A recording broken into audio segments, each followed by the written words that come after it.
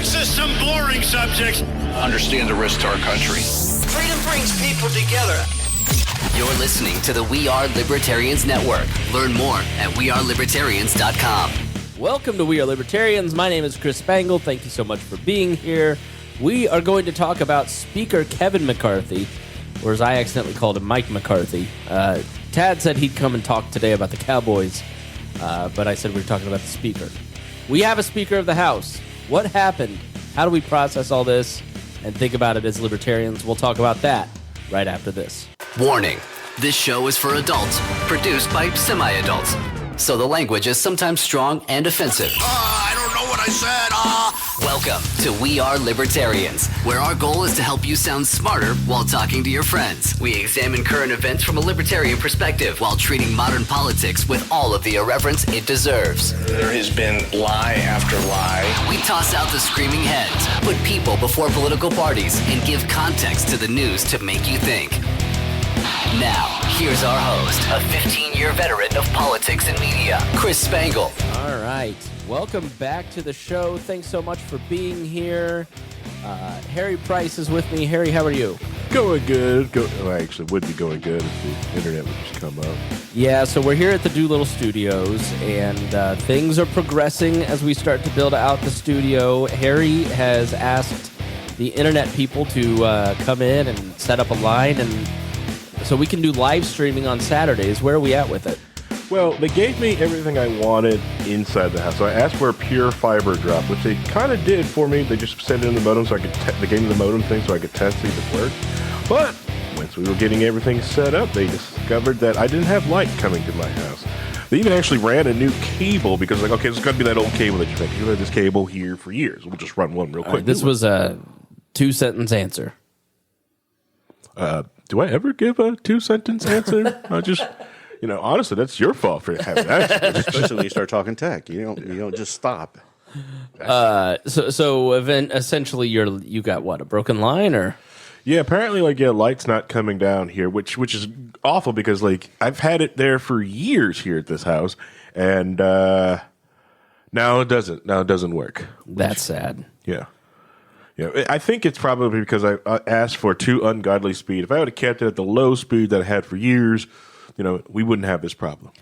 Also here is Reinhold. Reinhold, how are you doing today?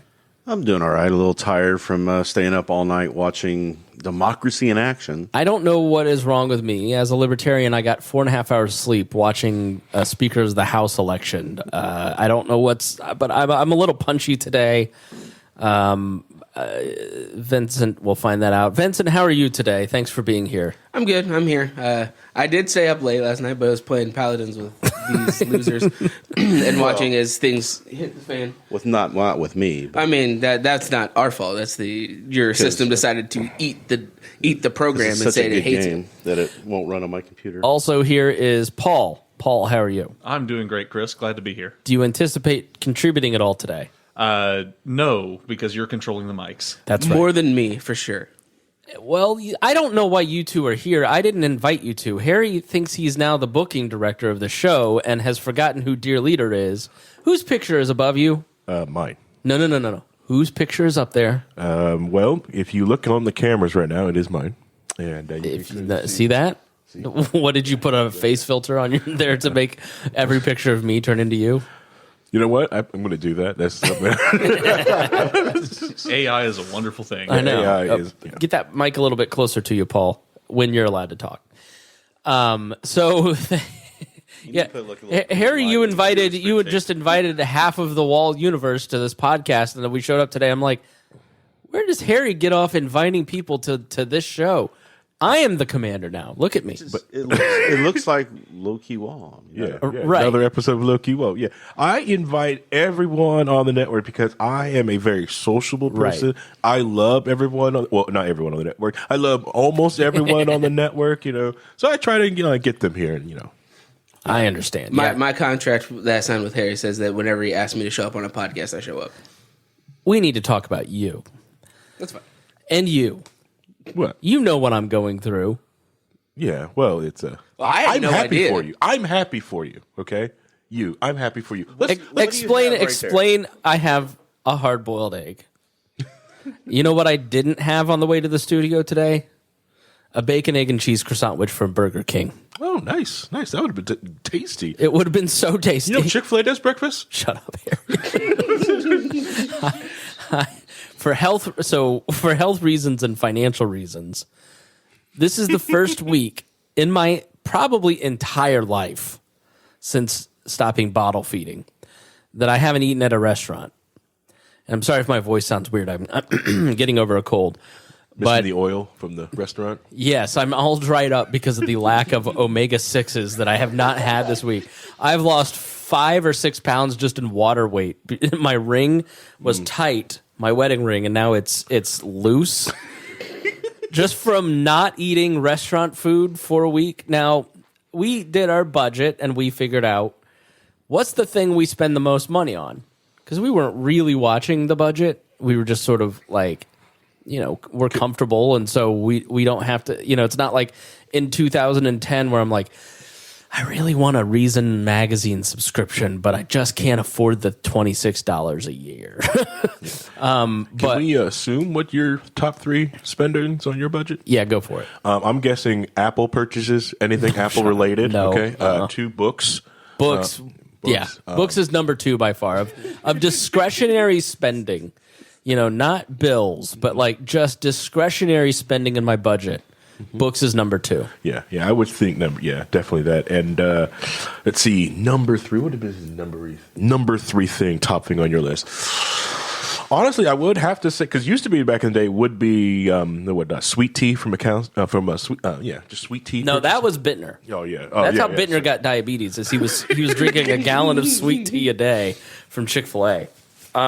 It's not beat up Bittner, okay? No, it was number 1 was definitely food out. We'd go out to eat, or I would like go on a walk and sneak down to Five Guys, and she's like, "You're eating without me," which was like, how you get in trouble and you watch a TV show. Mm-hmm. Yeah. Actually, what triggered all of this was a Costco hot dog. The Costco hot dog. So I went to the grocery, and I got us food. And I forgot, and I was like, I'm going to get me a hot dog. Because I was like very hungry, and I knew I wasn't going to be home for like another hour and a half. And yeah, I was going to have dinner there too. But at Costco? No, she was making dinner. Okay, sorry. And I rookie mistake. I mean, LeBron James makes mistakes sometimes, and I'm the LeBron James of eating out without my wife knowing about it. I left the receipt in the box. Wow. And she comes down, and this is the only time I have ever lied to my wife in the year we've been married. And it's the last time. She goes, We believe you. "Why did you eat?" I go, "What are you talking about?" She goes, "You ate, didn't you?" I go, "No." She goes, "You left the receipt in the box." Yeah, sorry. Wow. We've never really fight. I think this was the second fight we've had in the 4 years we've been together. But then she was like, open up your checking account, because we have different accounts. And she's like, we are spending how much going to order pizza or this or that, right? Like, so, health-wise and money-wise, you can't do it, right? So we have made a pact. I have been ordered not to eat anything out. And so I'm dying. I'm literally dying. Paul, I'm going to pass away if I don't have a fucking Whopper. I'm not shitting. So if it's a budgetary issue, I can float you a Whopper. I'm just saying, I need dark money. I need Citizens United for my fast food habit. And second, if you're eating out without your wife knowing, you're doing it wrong. Why? You had a wife and lost her. I'm not taking advice from you, Paul. Also, you wasted your first lie on that. Wow. Right. That's a gimme one. I used car parts in a car. Well, wow. You got to throw the receipt away, man. So this might sound crazy. I actually was heavier, like significantly heavier than I am now. Yeah. Before I started doing like meal prepping and doing that. When you meal prep and you have a meal set up at home, and you spend like Sunday, making your meals for the week. Yeah. It's so much better when you just go home and go, I don't have to think about You it. don't I have can to just think pull it about out it. of the fridge and eat it. So I suggested that. I have not announced it here. I have on Facebook and on the pat down, but Reagan is pregnant. She's 17 weeks pregnant. And so I'm living with pregnancy cravings. Now, I have pregnancy cravings, but I'm not allowed to go out and get a Whopper today, Vincent. I have to eat these fucking hard-boiled eggs. I mean, And so I wanted to do what you did, which is, let's, if we're going to really save money, let's go to Costco. By the way, you're going to save a ton of money at Costco or Sam's Club. 18 dozen bougie eggs are the same price there that the 18 white eggs at Walmart are. And she said, no, I have to decide at mealtime what I want. Last night, what she wanted was peanut butter pie. So I woke up and I was in a diabetic coma. hey, you can meal prep for yourself, and then when she has a craving, you can just get what she wants to crave. Yeah, so you like the worst thing about all of it's this- strategy plan. The worst thing about all of this that I'm noticing is that you're eating the hard-boiled eggs without salt. Oh no! I have high blood pressure first of all, and I don't like salt. Like when I would go to you go to Culver's. When you go to Culver's, so this actually happened. I was on one of my secret runs to Shake Shack about 2 weeks ago. Hold on, Harry. And I go, yes, I'd like a Shake Shack burger, a double, but I don't want any seasoning on it, no salt. And I want fries with no salt. She didn't even know how to punch this into the thing, right? Because I dated a girl in high school, and she said she worked at McDonald's, and she said if you want fresh fries, you've got to order it without no salt, and then just keep salt in your car and salt it because they have to make it fresh. But I genuinely don't like the taste of too much salt because they oversalt it to preserve it. And so the cashier walks back to the griddle worker, large black woman, and I walk over to pump my ketchup, and I hear the lady go, he wants no salt. What? Who would eat it like that? And they point over to the white nerdy guy, and they go, start laughing at me. It was hilarious. They probably thought that you think mayonnaise is spicy. Yes, exactly. Producer Paul, can you pull up the sodium content on a Burger King Whopper for me, too? Oh, I'm sure it's massive. That's why I've lost 5 pounds. Send your no salt over here. That's why I've lost 5 pounds. But, And also, the whole trick of before anyone goes I got a great idea, I'll just order no salt and try to get French fries. Yeah. What they're really going to do is take those fries, put them back in the fryer for a couple of seconds, and then dump them back in your thing. yeah, that's okay. I want a little salt. No, but I mean, Fast food. Me too. This is poetic. It's 911 milligrams. which is what you will be calling if you don't stop. But no, I mean, my physical health has to be a lot better. It'll help my mental health. It'll help my productivity. So it's a good thing. And you're going to have a child. I'm going to have a child. Sure We that need you're to save the around. money. My question is, whose idea was the eggs? Me, because I had no Okay, time. Because there's no way in hell Reagan signed herself up for what's going to be happening in a few hours. I don't know what. All right, so something is happening to my body, So you Paul. need some broccoli, too? So Asparagus? There's a book that you should have read when you were a class or something you had when you were 13 that should explain all that to you. something's happening. Yes, I have stopped wearing deodorant. No, my when you change your diet, your gut bacteria is accustomed to a certain type of food. Yeah. And then when it doesn't get it, it starts screaming and wanting because it's dying. And so I am overly craving things like Burger King, or I swear to God, I'm not exaggerating like I want to do. I was watching television last night on CNN, and every commercial was a food commercial. It was HelloFresh, it was McDonald's, and then it got to a Pizza Hut commercial, and I almost started crying. I'm in that bad of shape. That's called addiction. I'm totally addicted. You're going through withdrawals. I That's am what going this through is. withdrawals. I am 100% going through withdrawals, and I You're just supposed want to wean yourself off of it. I have Eat nothing to some look fries forward to. occasionally. I have nothing to look forward to. My treat. My wife is a stay-at-home mom. I work from home. My child is 3, just turned 4, stays home all day. I'm with them all the time. My treat was to leave the house to go get myself lunch once or twice a week. Or I'd go to the gym and I'd stop and eat when I went to the gym, right? That was my treat. I'm not allowed to do any of that anymore. And so I'm not only do I have nothing to look forward to, my gut bacteria is dying and screaming, and I'm eating a hard-boiled egg. And I got here right on time. We were going to start at 10. These two jokers over here who were not invited to the podcast show up at 11. You're completely invited. Whoa. And Vincent walks in. Vincent was actually kind of sweet what he did, but didn't mean it to be insulting, but it was funny. I started immediately complaining about the food that he brought to you, which is one of my favorite sandwiches that you turned me on to, and he had a sandwich. And I said, "Where's mine? Don't you know I'm struggling?" Harry offered half his sandwich to Reinhold and Paul, did not give me half of his sandwich. Vincent was at least sweet enough to walk up and hand me 2 chips. I handed you the whole bag, sir. You said you didn't want them. Get it right. If you're going to compliment me for being charitable, say the whole story. It's funnier if it's 2 chips. But first off, I know that you're struggling, and why would I make you reset your struggle? Okay, so I'm actually the true friend. If I don't eat that sandwich, I'm going to pass away. Also, Vincent is the one of the co-hosts on the most, what is it, the Rising Star show on the network, the most highest of the 3 active podcasts. You were number 3. Yeah. That's your.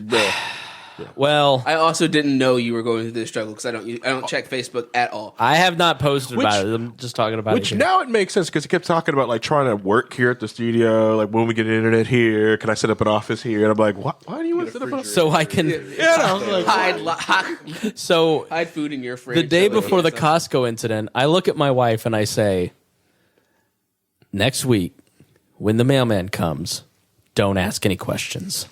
You're going to see a lot of books come from thrift books. And she asked questions. And so I'm not allowed to buy books either. And so Harry's like, you could just have them sent to the studio. I was like, don't you tempt me. Don't you tempt me to cheat.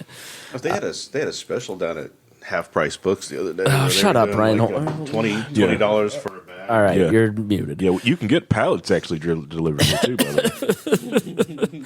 I've had a worse week than Mike McCarthy or Kevin McCarthy, whatever his name is. Well, he at least eventually got what he wanted. Yeah, I think he has a Super Bowl ring. Just don't know why he wanted it. Vincent can give us all the Mike McCarthy stuff. Oh man, all right. Dallas Cowboys are terrible, and I hate before we go on, let's take a quick break. All right, thanks for rejoining us here. I want to thank our $100 patrons, Jacques Idel, Jason Doolittle here, the title sponsor of the Doolittle Studios, Christy Avery, Lars Nordskog, Matthew Durbin, Ryan Hold, and Vincent Peichel. Thank you so much for being the backbone of the We Are Libertarians Podcast Network. And thank you to all of our patrons. Thanks to Mike O'Reilly, who just signed up yesterday. So if you want this show to continue, you've got to financially support us. Just go in there, and earmark it as a Whopper. Sign up for $10 a month. That's what a Whopper costs now. And maybe put the Domino's pizza picture away. You fucks. But maybe if you, PayPal or Patreon the money and earmark it for food, that my wife will let me buy it. So we're gonna order a pizza after this, right? And just have it delivered here. I'll pay you Tuesday for it. And I'm not doing it because she told me to. It was my decision, guys. Yeah, sure. Yeah. Keep telling yourself that. It was. You're the alpha. I'm the man of the house. I'm an alpha. I'll go to Hooters if I want to. You made the decision. She just planted the seeds, right? And basically was going to withdraw a lot of stuff from you if you didn't do it. So you should have did that. Go to Hooters. This way, your gut biome would just die instantly. Just nuked them. Nothing makes my gut biome react faster than Hooters. Oh god. Those breaded wings are. You have 20 minutes to get home. It's like it's like cutting a wire.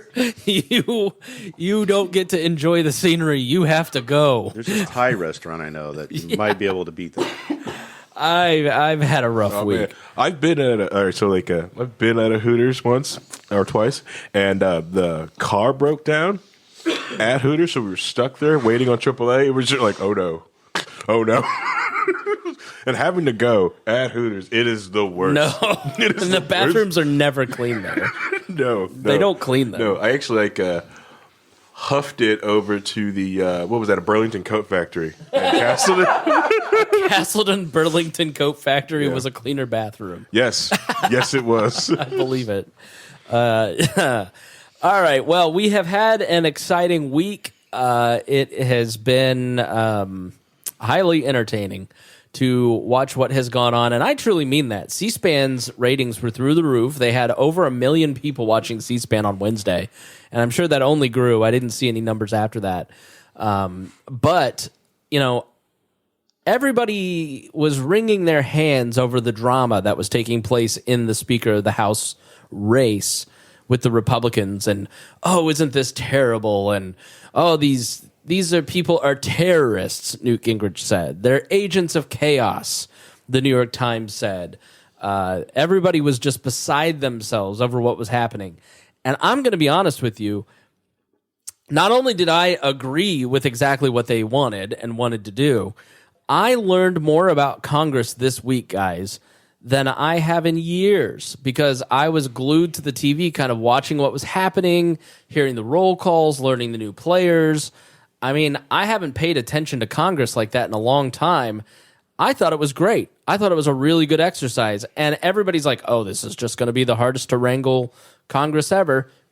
But you know what? What if it was like some sort of weird summer camp, Reinhold, where everybody just sort of gets along now because they've been through this experience together? Yeah, I mean, it's interesting to watch what's going on, but I think there's a lot of people making a lot of assumptions without understanding the background of what's happening and why it's happening. Well, let's start there. Start with the background.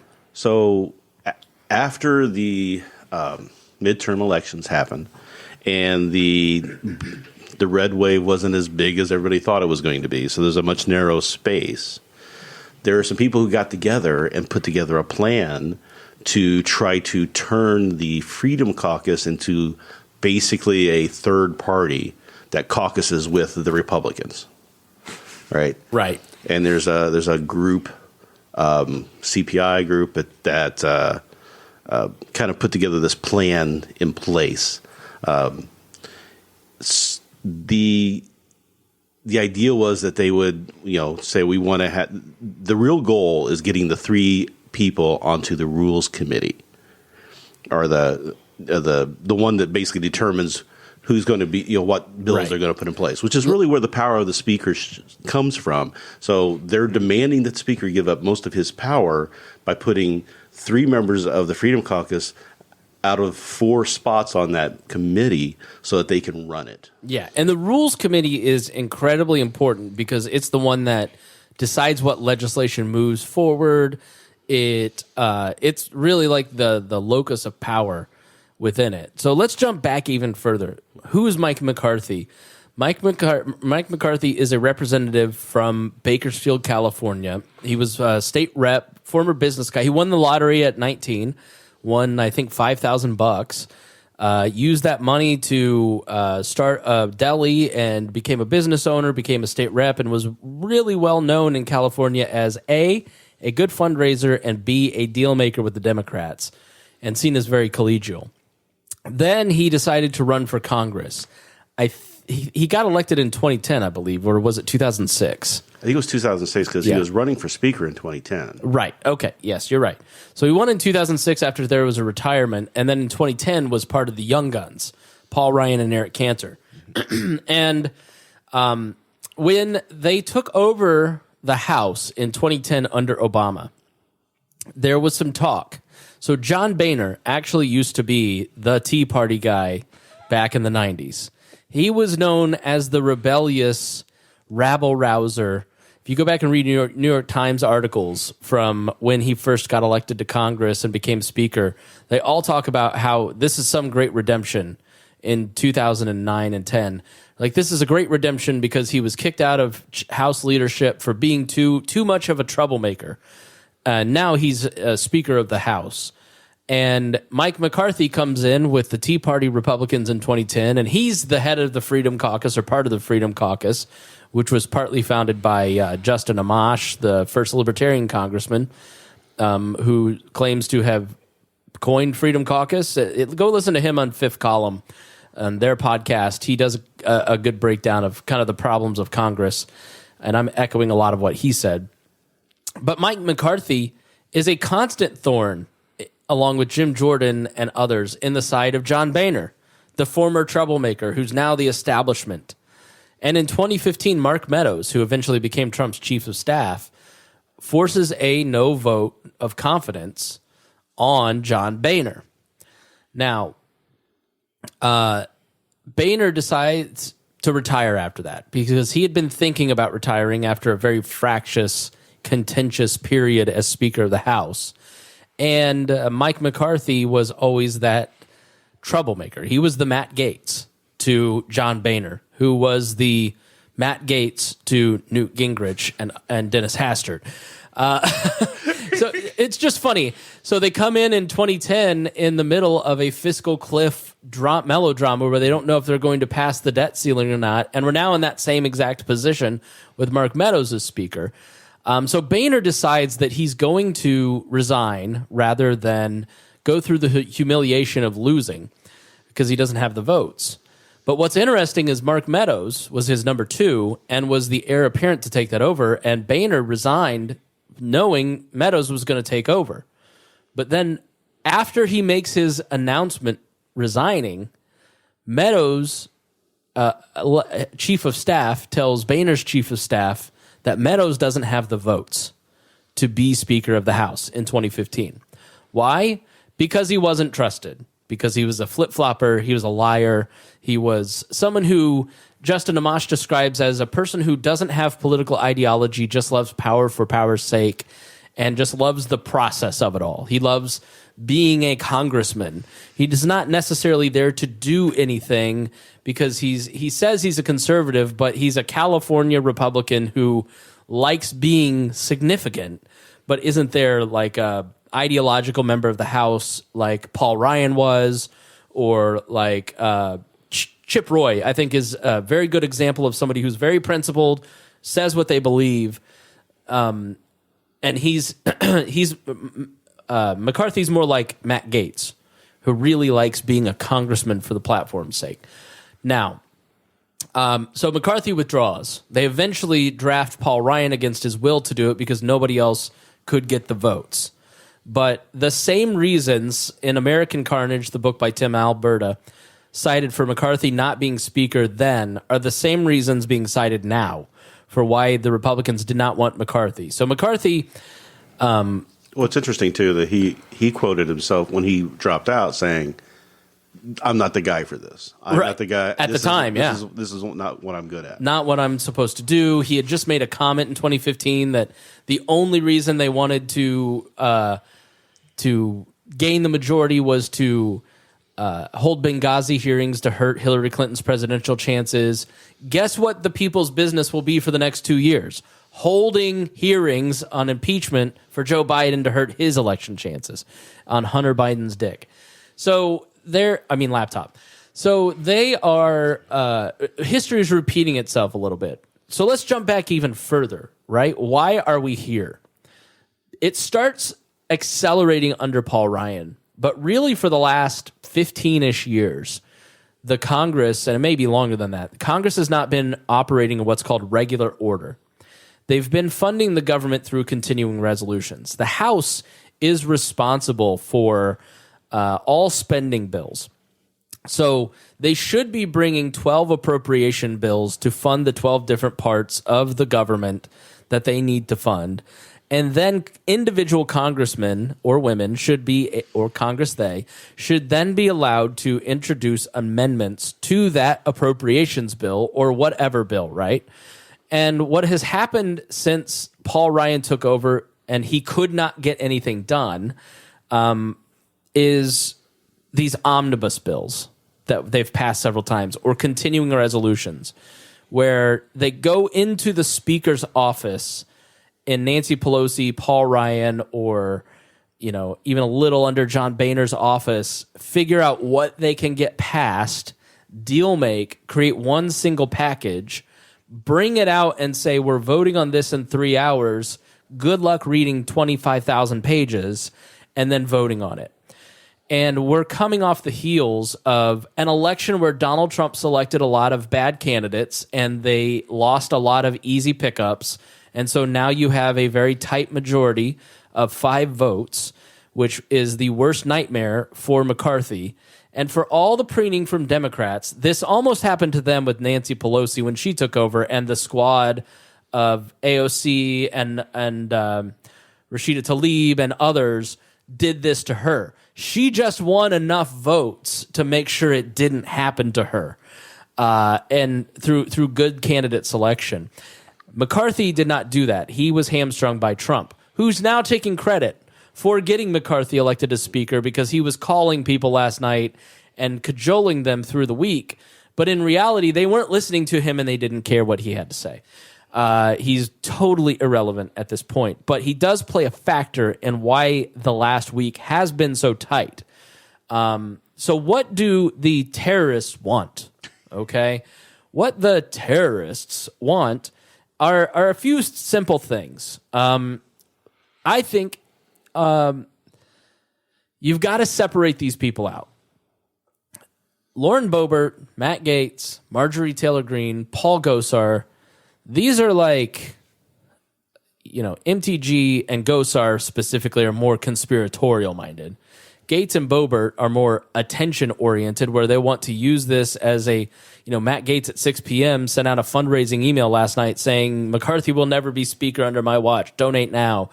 He can go to CPAC and say, I'm the guy that stopped the like it's a little bit about attention for them. Mm-hmm. Then for guys like Chip Roy and some of these other congressmen, it is about the rules. They rightly see this as their opportunity to fix the process, because the job of the Speaker is to be the process person who brings and guides things to the floor. Dennis Hastert, child molester, was not in charge of legislation. It was Tom DeLay, the majority leader, who was the hammer, who cajoled people using earmarks and pushing them into voting for things or withdrawing amendments from the floor. He wielded his power as the majority leader. He was the most powerful person in Congress under Bush, not Dennis Hastert, the Speaker. And then they take away earmarks under Boehner. And the Speaker now has lost the ability to leverage individual members or horse trade deals. And so they create the omnibus system to get the government funded to get anything done. And Nancy Pelosi then throws gasoline on that entire system, cuts the Republicans out completely, and just passes whatever she wants to pass. And so Mike McCarthy wasn't going to end that system. Mike McCarthy was going to use that system to do to Pelosi what had been done to him. And then these 5 Republicans stood up and said, if we don't take this opportunity of a slim majority to force some changes in the rules, we're never going to get back to what we need to get to, which is voting on individual bills, giving people time to read the bills, and making amendments from the floor and returning power from the Speaker's office back to the individual members of Congress and to the committee chairs to another extent.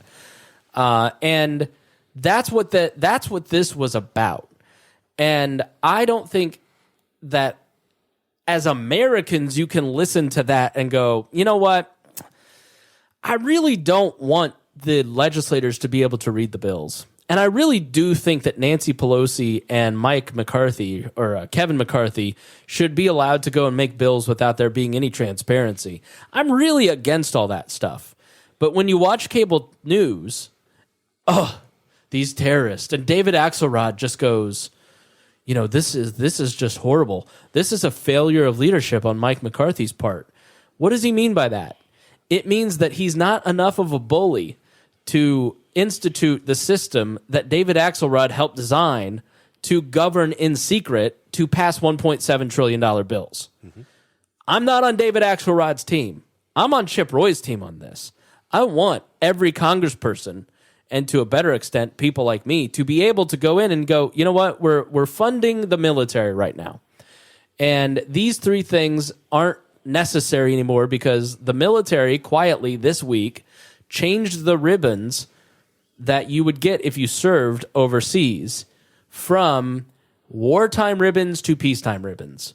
The military, in effect, has switched from the war on global terror to operating in places like Syria in very limited bases, and now is at a position of peacetime as a matter of policy. You didn't see that reported anywhere, but that's a significant development. That we're happy that we're thinking about things in terms of peacetime and not wartime.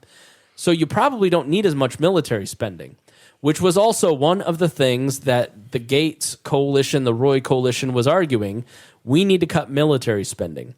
They also wanted to be put into certain positions of power on these committees so that they could make sure that they didn't get lied to by leadership, where they go, yeah, that's totally cool. I'll put you on these positions. And then that doesn't happen, which Mike McCarthy has done a million times. Mike McCarthy was the whip under Boehner. They go through and pass. So Mike McCarthy and Eric Cantor are whipping votes to pass a piece of legislation for a deal that Boehner had cut with Obama. And so they're getting voters to vote to yes. McCarthy votes last and votes against the package that he was whipping so he could then go back to his district and say, I was against that. Meanwhile, not bamboozling his voters that he was the one that helped get it passed. This is the kind of guy that he is. So they have no faith in this guy whatsoever, right? So they also wanted to reinstate the ability for any one member to call a no-confidence vote on the speaker. That was taken away under Paul Ryan. Well, Paul Ryan said, no, we have to get rid of that. Nancy Pelosi kept that because they have to pass a rules package every new Congress. And so they wanted to reinstate the ability to hold McCarthy accountable should he lie. it was the original, though, was you had to have a certain number of people willing, to make that call happen. Right. And it was like half of the majority party had to pass. Now they wanted that to be a smaller number. So it was negotiated down to 5, that 5 people would be able to do it. That wasn't good enough. So they ended up putting in the package now that one person can do this. And a lot of people are going, oh, one person can call a no confidence vote on the speaker. Why don't the Democrats just do that every morning and for every day? And because they would have to then go through what they've been through the last 5 days again. Well, I don't think the Democrats can call it. I think it has to be because it's speaker that it has to be part of the majority that does. Majority party, right? Just like the Democrats. Yeah, I mean, you can call, but like Matt Gaetz has made it clear, like I would rather Hakeem Jeffries be the Speaker of the House than Steve Scalise, or right? Like Steve Scalise also comes with his own baggage. He's obviously a guy that was shot at a baseball game by a Democratic nut, but he also has said things like, "I'm just a mild David Duke" or something to that effect, right? Like, he's disliked by the left for that reason. He's also disliked by the right because he's just as swampy as Mike McCarthy. So he was never an option. And why didn't Steve Scalise step up and run for House Speaker and get rid of McCarthy? Because he probably didn't have the votes either, nor did he want to be hamstrung by all of these different rules that McCarthy had to negotiate and all of these positions that he had to negotiate. Now, the Speaker cannot place anybody on committees. It is the Rules Committee that does that, I believe. And it's one of the committees. So McCarthy, probably can't guarantee the spending cuts in the defense because that's not his decision. He probably can twist arms to get people onto certain committees, but there's no guarantee of that. So all of this talk of him going in as the weakest speaker in modern times, from a libertarian standpoint, that's really good, in my opinion. It's Reinhold, then everybody else can talk. Well, it's good, but then you've also now got a small number of congressmen who are going to be directing and doing the speaker's job. They still have that power. It's just not handled by the one person. It's not handled by these other people with less visibility. But that's, it's beside the point on that one. but that's what they're trying to do. They're trying to basically run things through. And then what they're going to find out, though, is that the Democrats still are close enough with numbers that this package they put together, this rules package, still has to be voted on by the entire House. Mm-hmm. And there's some things in there that are in that package. There's some good things in there.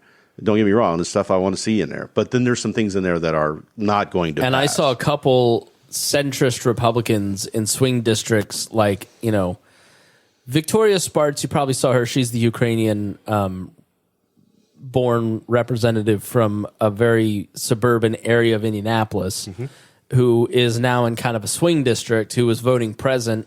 She wants to possibly run for the vacating Senate seat that hopefully Mitch Daniels wins, but probably Jim Banks or Victoria Spartz will win if Mitch doesn't run. But please run Mitch, please. Please. I used to really like Jim Banks. He's I don't know what happened to that guy. And Spartz, I just don't know enough about. But she's in kind of a swing district where she's got to be mindful of her votes. Mm-hmm. So there's several centrist Democrats who are saying, I'm not going to vote for these rules packages. So they may have elected a speaker and sworn everybody in and then never get to committees and committee assignments and rules and, why they all had to sit. So some people have asked, why, McCarthy, you never take anything to the floor and then have humiliating losses if you don't know if you have the votes, which is such a anti-democratic way to think to begin with. What we witnessed was democracy in action, and we're all better for seeing the process out in the open, in my opinion. Yes. But they legally had to convene Congress to make this vote on the day that they did, and they can't do anything else until they could adjourn, but they have to come back and keep doing it. So by law, they kept having to have the votes. And then as time went on, there was one congressman whose wife had a stroke, and he had to leave. Ken Buck had a surgery. One rep had a baby born this week and is in the NICU. But one had a surgery and had shown up to vote like 2 hours after surgery or something crazy. Caesar Rodney, right? Or Caesar Rodney, yeah. So there were all of these different people like trying to get there or getting there, and you had to be physically present because in the rules package, they will pass a rule that says you can do proxy voting. So I can be in my district and I can say to Harry, vote for me. Mm-hmm. And Harry can vote for me. But the constitutional regular order, not the phony baloney rules that they pass, is that everybody has to be present and vote like you've seen through the past week, which just shows you they're arguing to try and fix a broken Congress. I don't know that all of their motives are pure, but when you look at a lot of the list of demands or listen to somebody like Chip Roy, you go, yeah, this makes sense to me. But then the framing on cable news is they're terrorists. It's sort of just anti-Matt Gaetz bias. Go ahead, Harry. I think like the best part about this week is like showing everyone how the sausage is really made for this type of process. And the proxy voting thing that really got me was people like saying like they need to be able to proxy vote, and you get the same people talking about it like, oh, they can't vote by mail. Oh, we got to stop all this voter fraud stuff. It's like, yeah, but you're up here going same thing for proxy voting. What the heck is just the same effing thing? But yeah. That's my own. Well, they're trying to take the proxy voting out of the. In the rules package, yeah, because they're removing it. Because when what they do in secret, it's why McConnell's vote's secret. Somebody asked me, "Do you think Rand Paul voted for Mitch McConnell?" I said, "Absolutely, of course he did. They're in the same state. They have an agreement." Ron Paul actually told Justin Amash when that Meadows vote happened in 2015. Ron Paul called Justin Amash and said, "You should vote for John Boehner as Speaker. You shouldn't participate in this." And his reasoning was, as an institution, we should do these things, right? You can disagree with the speaker and the way that he may do things, but do you really want to like disrupt the norms of the body, right? So within every libertarian or every conservative libertarian leaning person, there are two wolves, and I have those two wolves, right? Right? There's the inside of me is the institutionalist that understands the process and the need for having norms. It took Vladimir Putin 20 years to fully tear down the democratic norms and institutions that were built in Russia over 8 years. And so when everybody freaks out about January 6th, which was a despicable thing and was an intentional insurrection by Donald Trump to delay the peaceful transfer of power, it doesn't require us to do a 9/11 vigil every single year, in my opinion. I think you're overdoing it to have a national holiday to be mean to Republicans.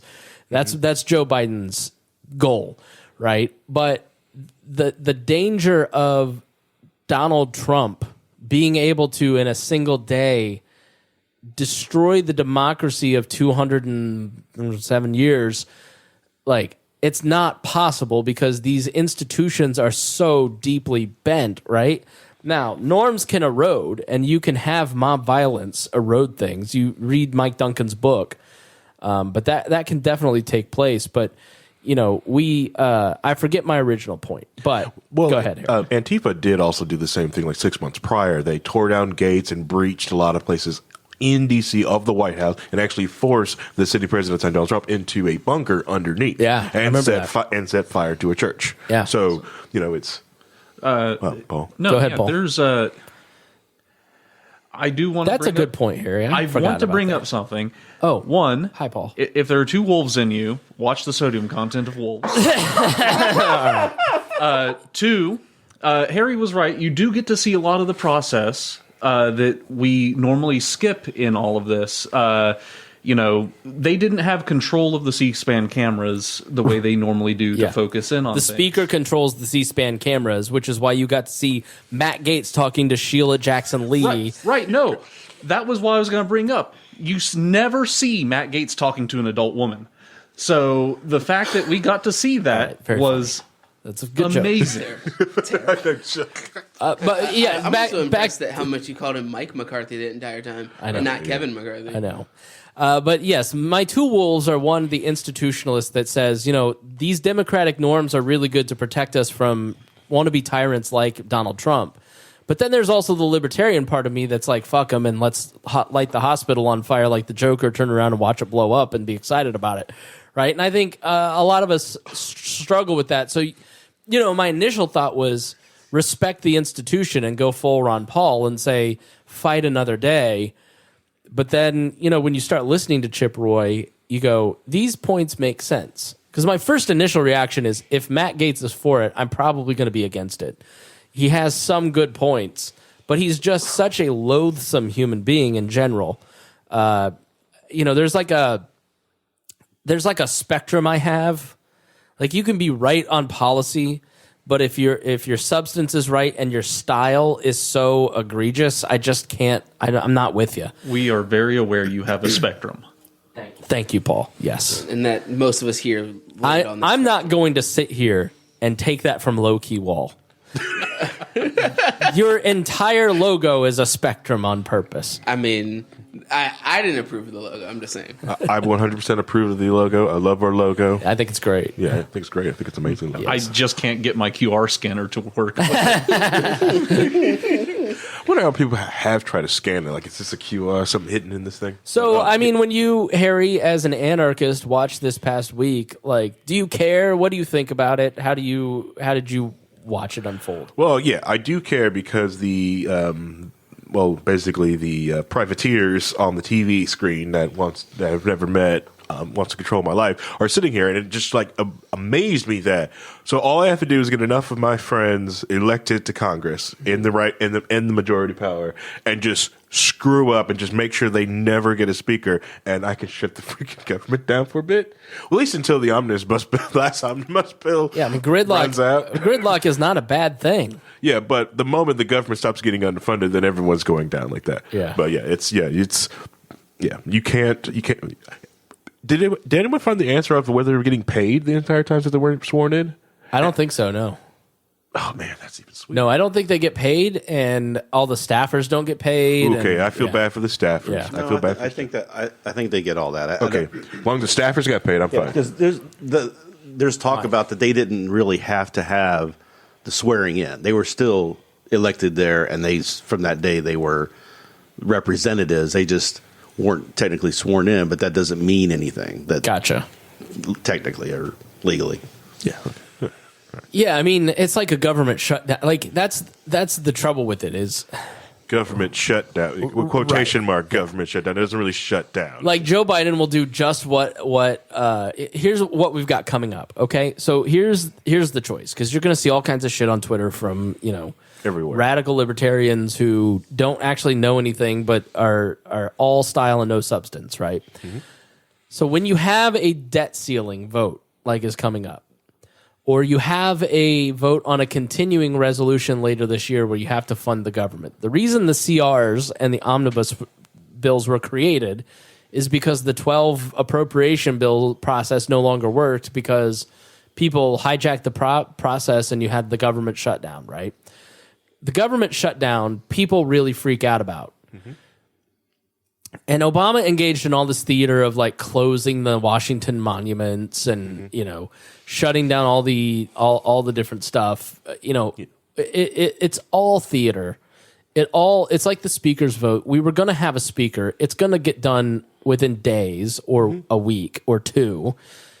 So whenever anybody tries to tell you the government is shutting down or there's not going to be a speaker, they're lying. It's usually people on the left or in the establishment who are saying, this is very horrible and this is very bad and these things are awful and all these consequences are going to happen. And that's not really how it works, because like in a government shutdown, the non-discretionary employees, which is like a ridiculously silly amount of employees, just don't go to work and don't get paid. Mm-hmm. And then when the thing gets passed, they get their back pay. Correct. But the important parts of government that keep you safe, for the weather service or all that junk, that all still, Social Security checks still go out. Like military still is paid. Right. Weapons are still purchased. Yeah. All that still happens. But Ukraine still gets their missiles. Okay. There may be like 2 or 3 less security guards out at a national park. Yeah. But it's like during the lockdowns, the non-essential employees of the government. Like, why did we bring those people back? Let's just cancel those jobs. So, but the debt ceiling is a little bit different. And this is one of those quirky things as a libertarian where you watch all this stuff and you go, government shutdown, yes. Mm-hmm. All right. You have a lot of functions of government. Like, what kind of libertarian are you, I guess? Are you a collapsitarian who thinks we should just tear the system down in one fell swoop in a single day and we can rebuild it in a libertarian manner, which is, considering our culture, insane? Mm-hmm. Yes. Or do you want to gradually reform it and change it from the inside, which I think you can argue is also kind of equally insane, maybe less insane, because you can still show up and be a part of representative democracy and move your locality further to libertarianism, which then moves your state, which then moves your country. Look at the Republican Party, for instance, and how it shifted in a generation to be less interventionist in foreign policy. That will only continue to grow, right? So it still is possible to make changes, but it's not fast enough for impatient people. Now, the debt ceiling is I think anybody, a libertarian, would kind of go, no, I'm not going to vote for the raising the debt ceiling. But what's the consequences of not raising the debt ceiling? It's defaulting. So what happened under Obama is the credit rating went from AAA bond to AA bonds, mm-hmm. and now the debt service that you have to pay increases exponentially. And so by 2030, just at the rate we're at, the biggest expense in the government by 2030 will be interest payments on the debt. It will eclipse what makes up 66% of the government, which is Social Security, Medicare, and Medicaid. Okay, so somebody called the U.S. government an insurance agency with a military. And that's basically what it is. Accurate. Those 4 things, except now it's interest payments. It's going to be $1 trillion a year. Your share of the national debt is $3,000 currently. And when you default by not raising the debt ceiling, that number that you are now responsible for as a taxpayer goes up. Reinhold? I was going to say there's a third option that I fall in the camp of, is where there's functions the government are doing that are things that need to be done, but they don't need to be done by the government. So the way you get around that is not by collapsing it and then trying to rebuild those institutions or those things to take over. You build them first. You prove that they work. You get people using them so they're not dependent upon the government function anymore. You get people methods to do, Medicaid insurance or, for themselves or health insurance, something like that, or even just Social Security. Yeah. If we had plans in place in private non-government organizations that were run appropriately and run focused and not subject to politics on the decisions on what they do to run, they could take on that functionality to the point where the government would then say, well, you don't really need this anymore, so let's go ahead and get rid of it. So some kind of like how the FCC and ICANN works with like domain name rules, so like that on the internet.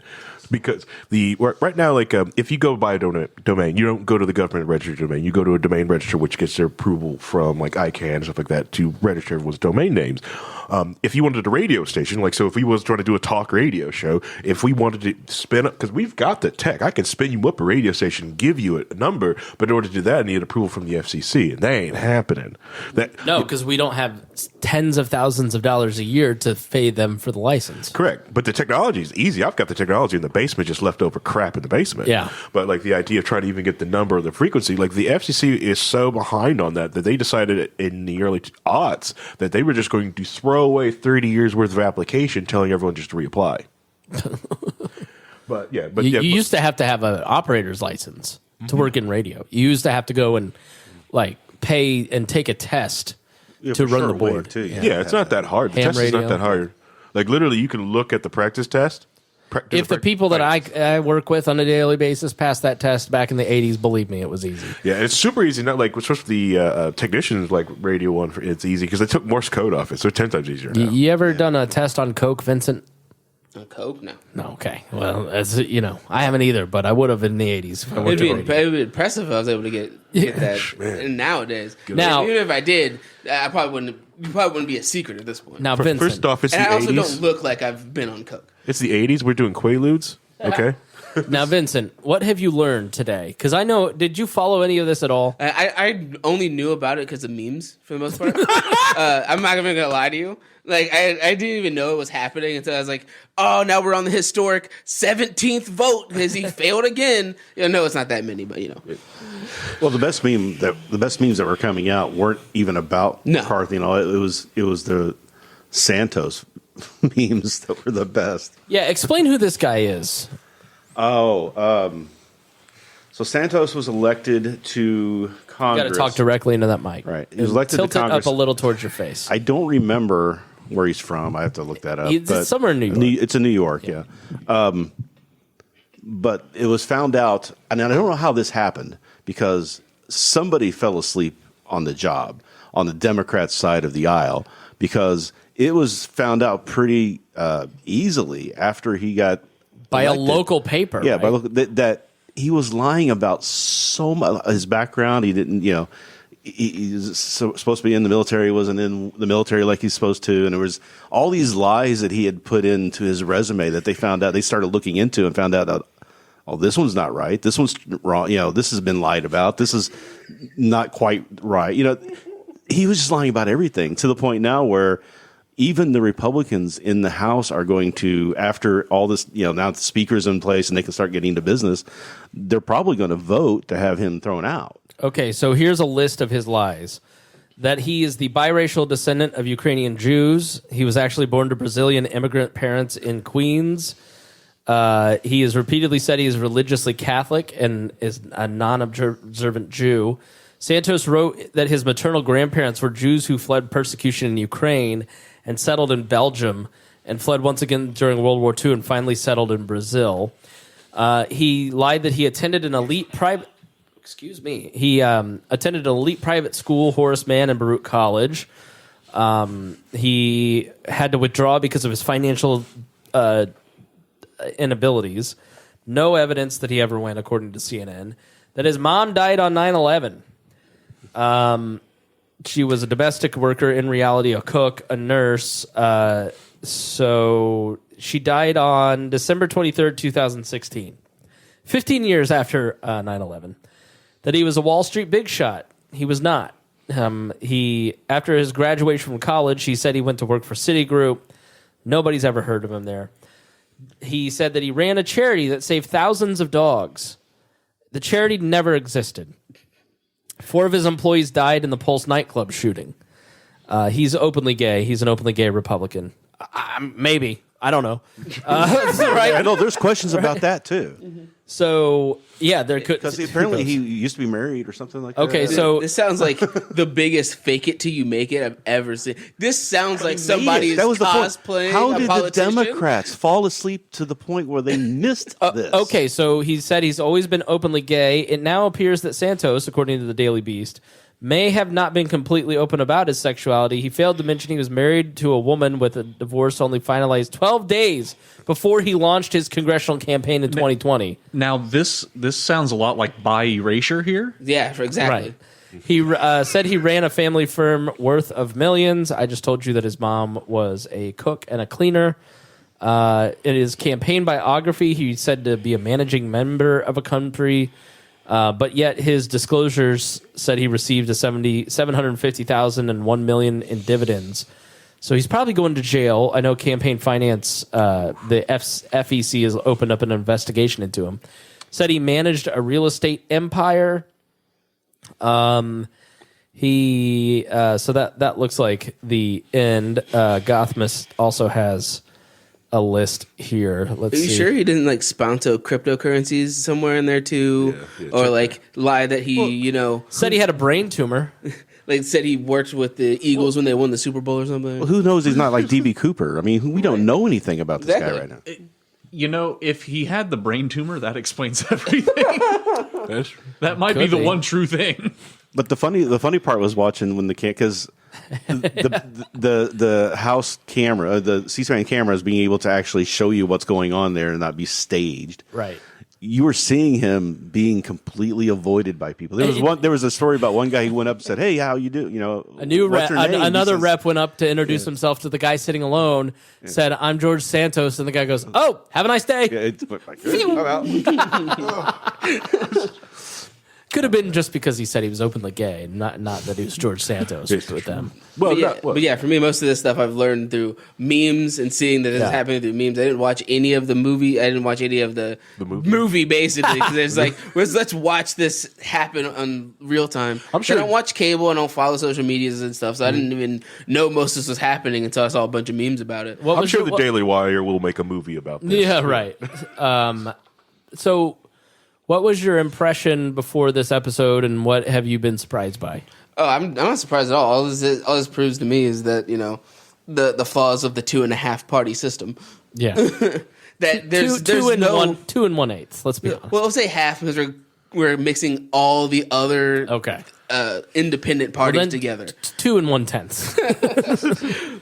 But it's one of those things. There's no way to have subtlety in the conversation when there's people who have completely different thoughts and ideas on the same side, but they can't go, well, I have to vote with him even though he's a terrible person and I hate him and he's done terrible, unthinkable things to other people, but he's red, so I have to vote with him, right? Even though I hate him and he doesn't agree with 99% of what I say. Yeah, I think there's something good about like this group of people going, you know what?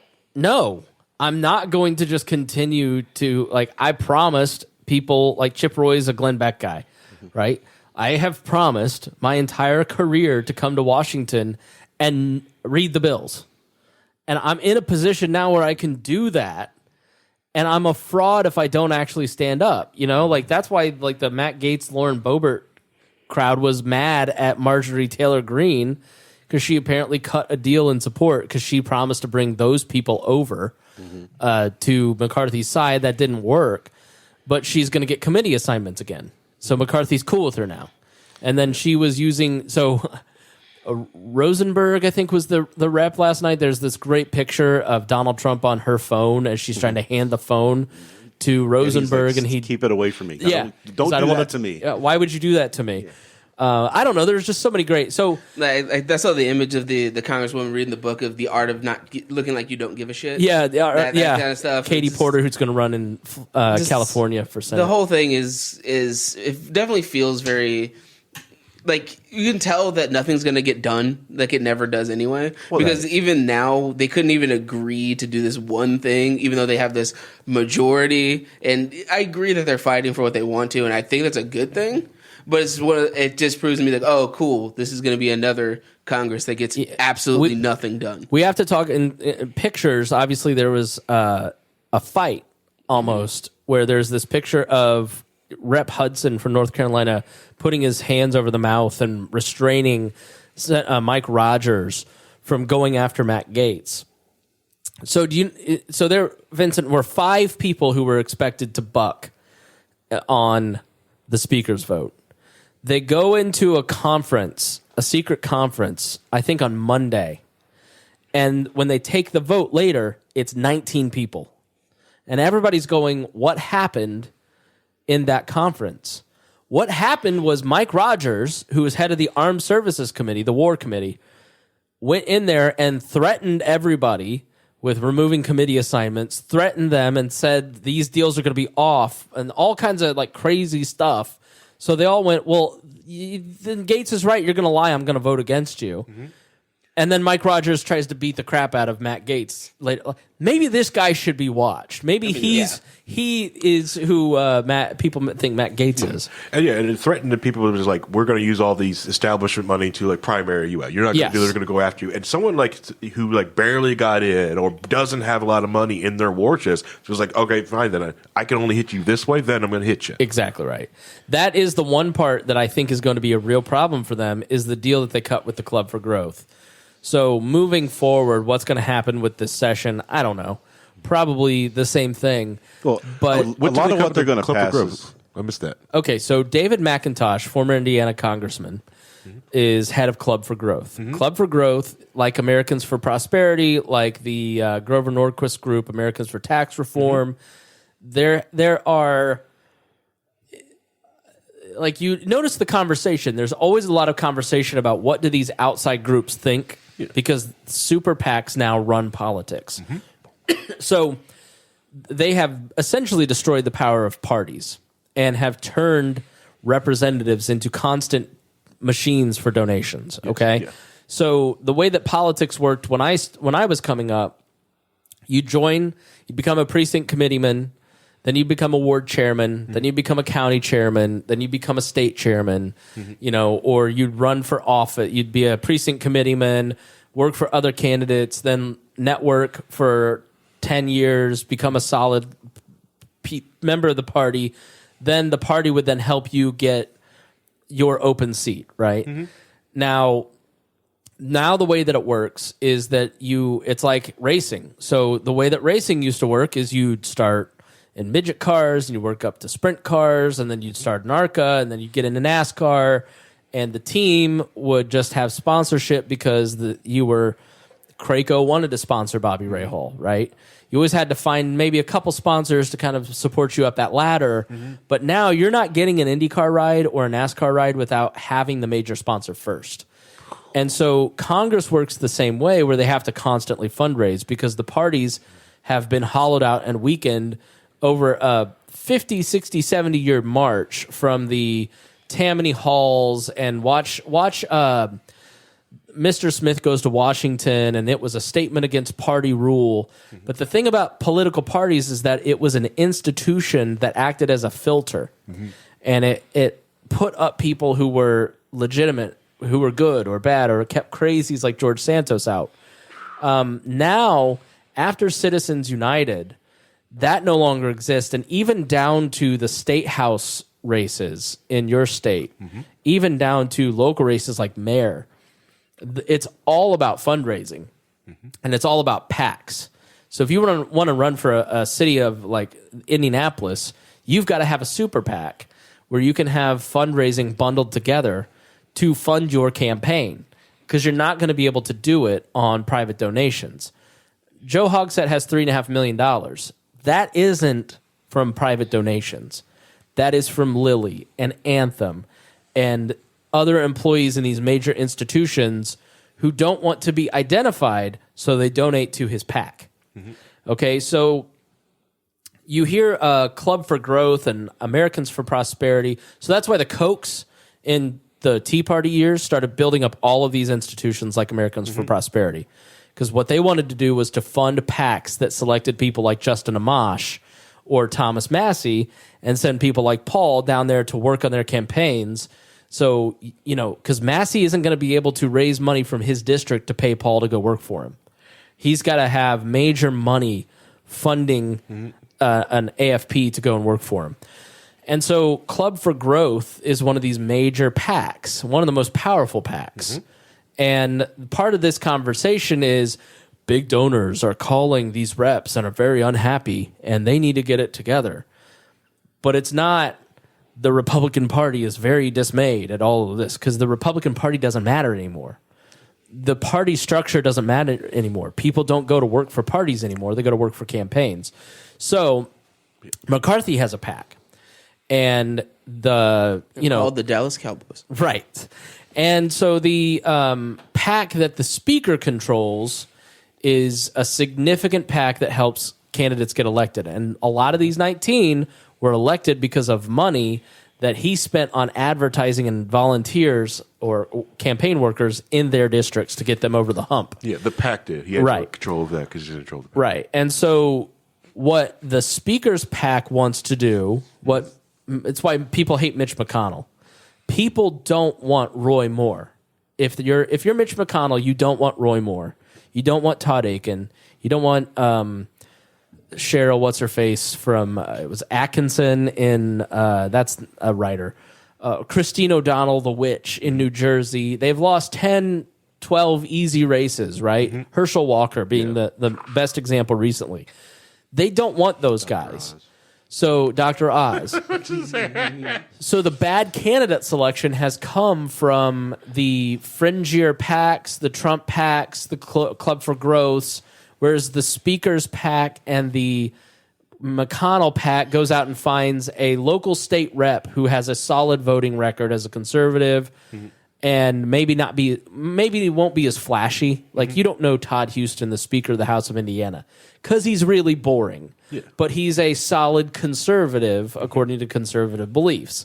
But he's not Matt Gaetz. He's not Jim Lucas, right? So they go and find and recruit kind of a boring guy who is a strong business owner or is somebody who is going to be more loyal to the Speaker and McConnell than Donald Trump or the fringier elements of the race. And so the Speaker's PAC threw its weight against Club for Growth, AFP, all these different PACs and said, if you spend here, we will punish you in some way. So the deal was cut with Club for Growth that in safe primaries in Republican districts, so let's take District 2. Unfortunately, Jackie Walorski passed away, and there was a primary for her seat. And you'll get the Speaker's PAC that will come in and select an Aaron Houchin, who won the seat, and Club for Growth will support I don't know who their choice was, but I think it was like a younger guy who was a lot more of an election denier and a lot more Trumpy, right? And so the soul of the Republican Party is fought in these open seats that are safe for Republicans. And Club for Growth got the ability to openly spend and got the Speaker's PAC to not spend. So you're going to end up with more Trumpy, Gatesy, 5 votes against you people if you win the race, because they're going to be selecting people who can't even win the race. I mean, how many safe districts did Republicans lose this last time? The most that John Boehner ever had as a minority, as a speaker, was 234. He's got 218, right? So there's probably 20 seats, and that is with more redistricting. Yes. 5 of the people who were part of that 19, I think the number's 4 or 5, are only there because of redistricting, like Lauren Boebert. So they did agree not to. They have a ceasefire on close races in swing districts like Sparks is here in Indiana in District 5, but it's open season in 9, 8, 3, 2, right? So 6 if Pence retires. So you could end up with the next Congress, the Republicans lose more seats because people like a Vincent look at this guy and go, or gal, and just go, I don't want this Trumpy piece of shit. I'm going to vote for the Democrat. Or he may look at like a Mitch Daniels Republican and go, all right, that guy doesn't seem crazy, and I kind of am tired of inflation, so I'll vote for that guy, right? Mm-hmm. So you may end up with more Gateses and Boberts and MTGs because they're trying to install those people. Or you may end up with more Democrats because those people aren't going to get elected. Yeah. So that's kind of the stupidest part of the agreement that I don't know that I agree with. I don't know. I mean, I have a love-hate relationship with these nutty Republicans, right? Like, I know they're probably my best chance for limited and government lower taxes, maybe cutting spending. But then when I look at the Trump administration, they didn't do that. So they're not really to be trusted. Yeah. They didn't do it during Bush either. They didn't do it any other. Yeah. I mean, it's so that's one of the things too, is they're putting in a program now instead of pay to go, they're doing cut to go, which basically says that they're never going to raise taxes. They're only going to cut from budgets in order to bring the debt back down, which is never going to actually work. It's mathematically impossible. Yeah, it's not going to work. They're going to, if you want to deal with the debt, you're going to have to raise taxes temporarily for a little while and get that money in there. And he's not being a rhino or a lino. Like, that's just the math of the situation if you study our debt. And I don't want it to happen. I think that they should be cutting, but... We are anti-tax. We are anti-read my lips, no new taxes. Mm-hmm. But they're going to end up raising taxes because they've overspent too much. Right. And you have to keep the world in turmoil because the only thing that keeps the U.S. dollar being the world reserve currency is that there is no other alternative. No one can use anything We are in a military-industrial complex Ponzi scheme. Yeah. You can't. Everyone's like, oh, because everybody's like, oh, you're going to use, I got to say it, China. We're going to use, but no one can trust. You can't trust China. That's why they have 250 million COVID cases this week. All right. Yeah. You know, and that's with their numbers. Okay. And can't use the Russian. You can't use Russia. The EU keeps screwing themselves with every new thing, and and then there's Britain. Give them the world reserve currency. Saw what they did with the British pound. They made an empire. I just watched Madoff, an American Monster or whatever on Netflix. It's really good. Madoff took in $19 billion. People thought I think it was 96 or 69. I think it was $96 billion in existence. Mm-hmm. So basically what Madoff would do, and he only ever really had between 7 and 8 billion in his bank account. So people would invest with Madoff, and then he would take their money and he would make trades. What he really did was had this complicated computer system that faked trades and printed them out and mailed them to you. So it looked like you had investments on paper, but really it was a Ponzi scheme. And the only way a Ponzi scheme works to keep it from collapsing is that you have to keep feeding the machine. Mm-hmm. So you've brought in $19 million. You've got 19 billion, you've got 8 billion on hand because people take out their investment, right? Mm-hmm. So you have to keep the system going. And the problem with the American way of government under progressives, both left and right, is that you continually have to keep funding the war machine. You continually have to keep security engaged in places like Ukraine. Mm-hmm. You continually have to keep funding jobs and inflating currency. Because the second you let off of the gas and return to regular order and return to a non-interventionist foreign policy, return to a society that doesn't just print money and doesn't operate on an MMT, modern monetary theory principles, you have contractions or you have collapse at the very worst. We're not at collapse yet, but we are at contractions where if you slow down, you will have joblessness of 10 to 15%. Right. We're at 3% right now, and so you have to continue the scam.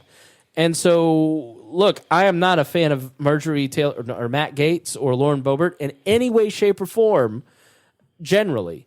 But in this particular case, if we can use their vanity to achieve the goals of Chip Roy, which are sincere, I'm for it because I think we are at a point where we have to take pain when it comes to the economy and inflation and our economic system. We have to take pain with the military-industrial complex. We have to take pain with the way that Congress runs. It needs to return to being the most powerful branch and not a toady to the president. And there is no way forward to get back to a sensible government without some measure of that pain. But on the other side, we will return to being a more prosperous nation and the nation that we all were promised in school. Especially Harry. Yeah, 100%.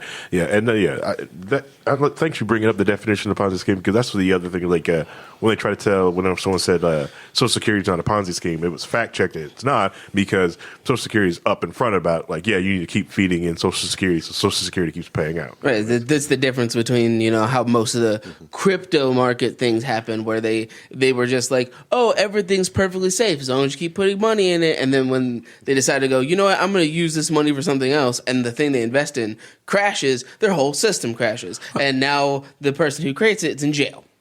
Well, no, he's out still Now, spending money. Yeah, it's fine. It's fine. It's perfectly fine. He's on house arrest in his jet. Oh no, he's in jail because his parents called the jail and asked if they can give him vegan meals through the jail. Oh, nice. Hilarious. Nice. Glad our prison system can give that. I figured you'd be pro Sam Bankman-Fried, considering you have the same haircut. Oh, wow. I'm insulted. Am I wrong? I am insulted that you would think that I would appreciate Sam Bankman-Fried when he's a terrible human being who lies about everything and refuses to acknowledge anything. Same haircut. Am I lying? No, that's a different haircut. Yeah. No, not at all. There's not enough curls here. It's fine. It's a difference. Paul, do you have anything that you'd like to add? I do want to say that I think that Vincent said something very profound earlier, that they've spent 2 years arguing for control over the House. And optically, the fact that they can't, for a solid week, form a government, thank God it's a year and a half before they have to start worrying about electing, and the populace will forget about this, because there's no way I would vote for any of the clowns in office right now. You haven't seen what they're going to do yet. So, because if you look what they've done in the rules, what they have listed in rules that they want it to be, you can get a sense of what they're going to try to do. And it's not. There's some things in there that, it's going to cause a lot more chaos too. And people don't like chaos. Yeah, like border stuff. We're not going to be for that. Was it the Hallman rule or? What was, I can't remember what that was called. The Hallman rule, and it was a rule that was put in place by a former Indiana congressman back in the 1800s. But it basically gives the Congress, the power to fire governmental workers. Right. And it was used and found to be technically kind of unconstitutional when McCarthy used it to get rid of a bunch of people because they were communists, as they were. So because they were using it for political purposes instead of budgetary purposes. And so they're wanting to put this rule in place to where you can vote on budgets. You have 12 different budgets. You can vote on them. And the only amendments you can apply are these. Do we reduce the number of people in each of these? Right. So they can target who that is and cost money. And also putting something in there that's eliminating the ability for the staffers to unionize. Which, free association, No, they're public employees. There should be no unionization under public employees. Yeah, public employees should not be able to unionize. Second, communists aren't people. They have no constitutional rights whatsoever. They're not people. They're also floating Massey leading up a church commission to investigate the FBI, and look, I'm all for oversight. Especially investigate. But investigate the FBI with what? The worst part, though, is they're taking the January 6th findings, all that that committee did for 2 years. They want to prevent that from going to the National Archives and instead be directed to the Congress, where then they can do what they want to with it. Right. Yeah, they don't want it to go to the National Archives. Yeah, in the rules. Yeah.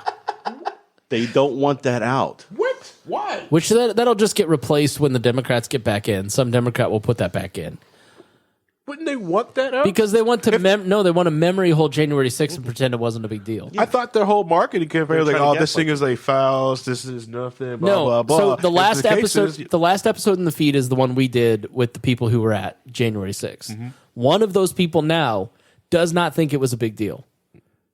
Shook on the podcast, but memory that's over what's happening. time, they immediately started memory holding it. Yeah, they're saying that this wasn't. There was no organization here. I'm like, we have people convicted now in 2 organizations that were organizing, Yeah. and there was a pipe bombs, and they had all this stuff going on and communications with the White House. All this stuff we found out during all that stuff that was very interesting. They're trying to just say on that it was just people walking. See, it's the easy- police let it's- them in because so it couldn't have been a riot. It's easier to memory hold it, so they don't have to explain anything that's in there that might be questionable. Paul Gosar was one of the organizers of it. He's one of the 5 that was trying to dick with all that. Like they want to cover their crimes so they don't go to jail. Well, The- weren't they asking for pardons like really? a couple years? Yeah. January from 6th. Trump, yeah. Yeah, they were asking for him the next day or something like that. We want pardons. The FBI thing is a lot of it surrounds the Twitter file stuff and how much influence they have over social media. And there was actually a Slack channel. There were so many former FBI employees working at Twitter. They had their own Slack channel. So yeah, like and this is nothing libertarians haven't known forever. We've been making jokes for a decade about, me getting together with my friends and it's me with FBI people. Like that's not, this generation of libertarians think they invented that meme, but we've been saying that forever. Free Talk Live knows that intimately well. Exactly. Like, when you have a libertarian meeting, like, at least probably like, there is a Fed probably at this table. I remember it in 2009. Looking at me? How dare you? It's obviously Paul. No, it's definitely Paul. Yeah, it's Obviously definitely Paul. Paul. Yeah, it's definitely Paul.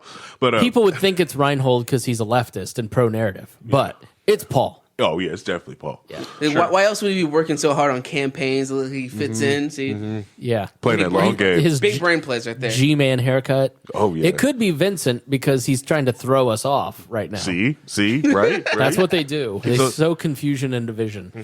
I remember back in the LP, in my LP days, like there would be, you'd talk to people from around the country at conventions and they would know who the Fed was that would show up. There was one at Tippecanoe County when I would go up there, like they'd pull me aside and they go, "Don't say anything in front of this guy."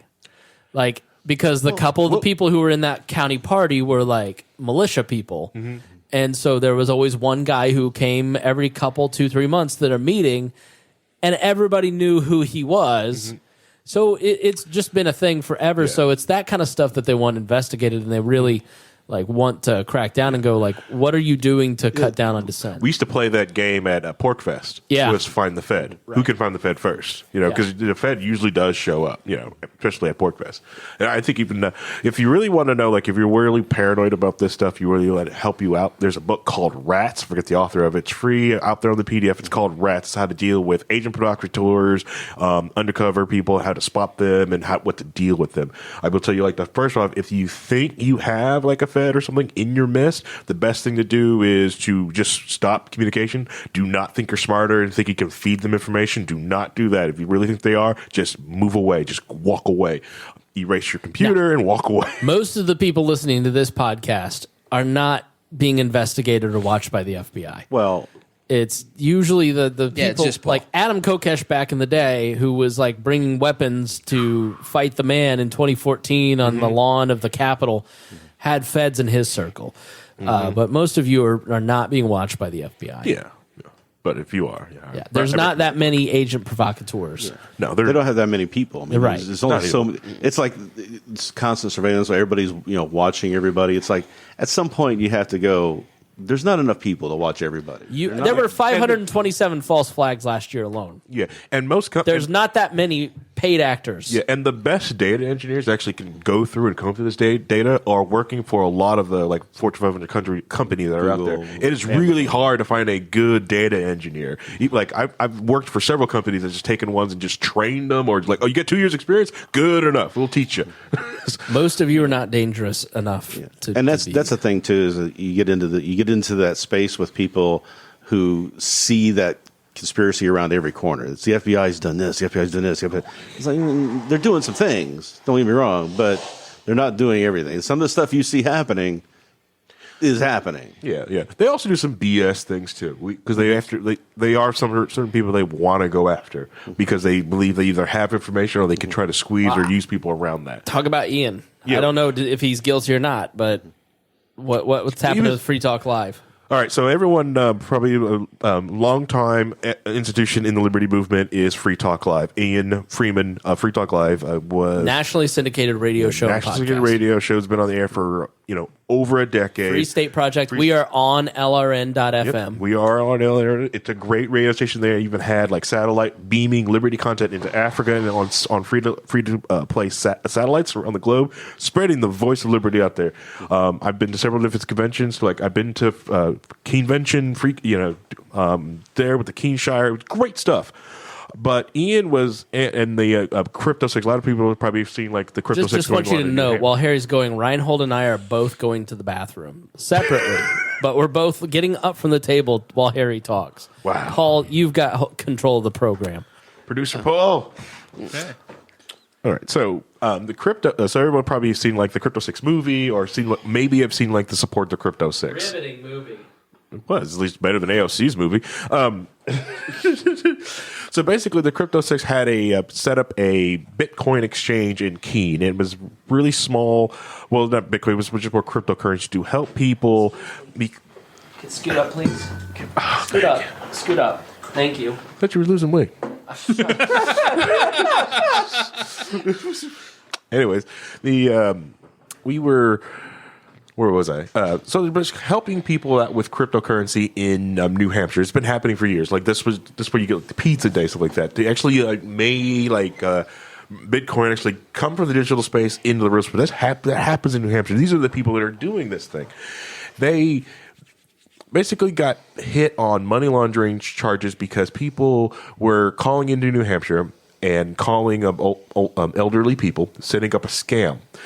And they were trying to get them to, instead of getting gift cards, getting their cash and trying to get into cryptocurrency. And they were using Ian's exchange.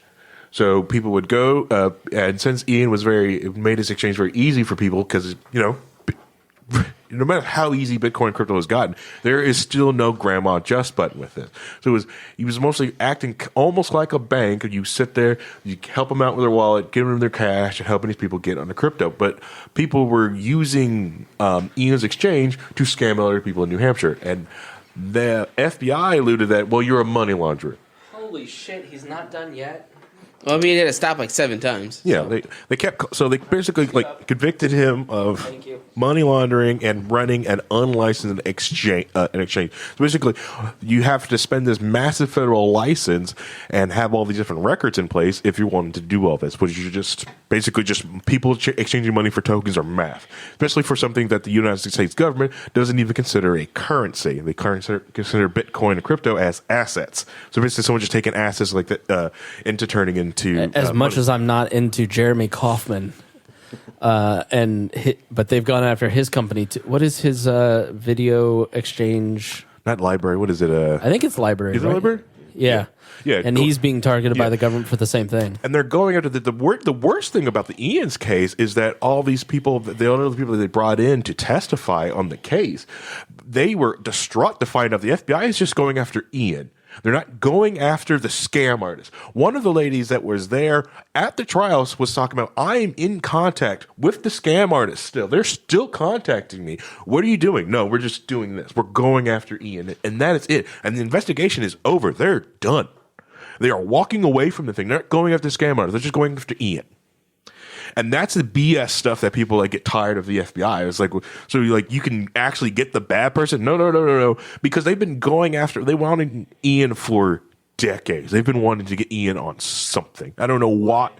Don't know. I don't understand why they think he's very powerful, what he controls, or if they just, I don't know if they were trying to use him to flip other people in the Liberty space to do different things, but it makes no sense. Probably just set an example since he is seen as such a big voice. Well, the other thing is the Free State Project has, not as much now, Mises caucus merging with the new right and all the the Charlottesville crowd. Like, I'm not saying all the Mises caucus people are that way, by the way. There's just a lot of regular dudes who want to do politics. I get that's what the Mises caucus is. Don't write me. But there are a lot of people in the GOP and libertarian movements that are militia-y, but for a long stretch, the nexus of the most dangerous group of people, the Maya types, were in the Free State Project, and Keene was ground zero. Like, if you're talking about domestic terrorists in 2010, I'd go to New Hampshire. And it's probably not it's not a crazy assumption. Like, let's say I were a foreign power that wanted to spread misinformation in America about American foreign policy. What congressman would I try to get my agent to work for? Probably Ron Paul, but that's besides the point. I'm just saying, like, it's probably a safe assumption that they thought or think that somehow, there's something else there's going on something in there, right, that these people can't just love liberty. They have to be violent offenders of some sort. And I'm not saying they are. There are also a lot of that. Like, a lot of them did come to Porkfest and wondering where, because they see a lot of people walk around openly with guns or stuff like that. Yeah, they were people who openly want to talk about violence. How do we, especially because the people who were in charge in these groups, like the FBI, they were agents who were part of the Janet Reno administration. Yes. Well, Ian is also big on the Arcadia stuff, like the seceding from the New Hampshire secession movement. New Hampshire seceding from the Union and taking Maine and Vermont with them, just getting the heck out. And it makes freaking sense, especially with $34 trillion in debt. The first one out the door wins, okay? The last person holding the bag, sorry about you. And the reason why, New Hampshire can't secede. Yes, it can. It's got a deep sea port. It can get the heck out, just like anything else. What? And it's got a fiber connection. DiNES is right there. A lot of times when the internet went back out in 2010 or what happened, something happened in New Hampshire. Took out US East. So, so yes, New Hampshire can secede from the Union, regardless of what everyone thinks. It can happen. So I can understand that aspect. But the secession movement isn't that huge in New Hampshire. It's still there. It's larger in Eastern Washington, I think. Right. What's the other side of the anarchist coin is the racist West Coast liberals out there. Yes, I called them racist liberals out there. The racist as if you want to see some white nationals and really racist white people, they're not in the South of the United States anymore. Most of them are up in the Pacific Northwest. If you don't believe me, take your black friends up there. You will discover it real quick once you get out of Portland. Yeah, this is something that James Neese had to teach me. Was that racism? Where to find them. Where to find them so you could get friends? Fed. Dates. James Neese is literally going through state by state and identifying what the things you do. All right, know about I know, him. bro. You got me on this heroin charge. I promise I'll give up, Vincent. Bro. No. It was we were on a Discord call educating somebody from the Czech Republic where to find all the racist white nationalists in America. No, Spokane, Washington. That's where you want to go. That's funny. All right. By the way, I just want to clarify. I said Aaron Houchin is the District 2 rep from Indiana. It's Rudy Yakum now. She is District 9. Just one clarification, because we are committed to facts as best as I can remember them from all my research over the last week. Why can't everything be like District 7? It's going to be R.J. Carson for the next 50 years, and it's going to be easy. Yep. Okay. All right, final thoughts. Harry Price, final thoughts for the show. Man. I would like to apologize that I don't have internet access here. I tried my best. I even ordered a new fiber line instead of using the old fiber line that has sustained me for years, but even that one's broken. We tried. But with all this, I think the best thing is, so if you're listening to this podcast, you watched this. This was your, best thing you're going to get for playoffs in this dead 2023 year. There's not much is going to go on right now. And I didn't expect all this kickoff to go off. I expected it to be boring. This week to be super boring, not much to talk about. And boy, was I freaking wrong. But if you're listening to this, you're political, you're into politics, just what Dear Leader did today and polled Vincent, do that with your friends. Find out, don't push anything on yourself. Just see how your friends perceive that to help if you just need something to, just to see where their headspace is going on with it and use that to, see where their opinion or even help shape their little bit of their opinion. So that's my recommendation. That's my final thought on this. Paul. So I think that the Republicans are squandering their chance to show that they are the adults in the room. I think that they're not going to win any allies with their behavior. And as good as the goals are of this small group, I think ultimately it's going to be self-defeating. I don't see a path forward that actually wins us anybody who's interested in smaller government actual concessions from this administration. Yeah, I think it's wait to be seen because I think everybody predicts that it's going to be, past is prologue, but everybody sort of expects that it's going to be a long 2 years, that they're not going to get anything done, the debt ceiling, blah, blah, blah. I don't know. You don't know that for sure, and I'm always wary of people who kind of say that, but I do agree. I think when you are the minority, and we live in a center-left country now, at least in terms of the cultural zeitgeist. This isn't 1995 where it's a conservative center-right country. It's now center-left, and everybody's sort of against you. You're already seen as bomb-throwing anti-institutionalists. Mm-hmm. But I get why they did what they did. But yeah, I agree. The perception, but I think the Republicans have kind of gotten to a place, Paul, where they know the perception's not on their side. They have built their own institutions. They've gone full Andrew Breitbart and have built their own institutions. So they've got the Daily Wire. Their people listen to the Daily Wire. Mm-hmm. They don't listen to CNN. I'm a right-leaning person that watches mostly CNN. I tune into Fox News and I don't know. The news isn't just as relevant to what I'm Fox News kept interrupting their coverage to talk about the serial killer in Idaho. I don't care about that. I want to watch analysis of the house thing, and so they have so many morons on that channel. It's just unbelievable how many stupid people they have on these panels. But maybe I guess I'll save my final thought for Amash, but go ahead, Vincent. All this really did show me is the reason why I have so much apathy for politics. There's a lot of it sometimes it feels like it's just for show because since it was televised the whole time. A lot of it feels like that nothing's going to get done, and it looks like children playing kickball when they're in middle school trying to pick favorites and trying to go, no, my team's better than your team, and I'm going to be better than you, and then nothing happens. They never play kickball because they can never make a team work at all. Yeah. So it just makes me feel more apathetic, and then I start caring more about what they're going to do with the NFL playoffs because they decided to cancel the Bengals-Bills game and not replay it because the player had cardiac arrest on the field, and that they could potentially have a coin toss to see who gets home field advantage, or if they're doing an off-site location to be who play the AFC Championship game than any of this. Yeah.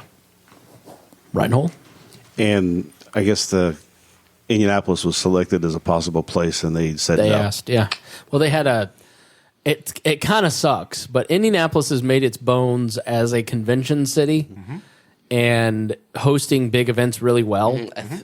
And so they've got a volleyball tournament. The volleyball. I know that Indianapolis also hosts the big Pokemon tournaments as well. Con and not just Gen Con, but literally the Pokemon World Championships, both the games and the card games and all that stuff is in Indianapolis. The Gospel Coalition, which is the big reform conference every year, is always here. FFA. Yeah, so they wanted to, but they have this volley. They're we're excited. We're going to be at hotel capacity just because of the different events going around the city. And then they've got Lucas Oil's being used for a 30,000 person volleyball tournament. And so they're shh. shoot, I guess we could have had 150.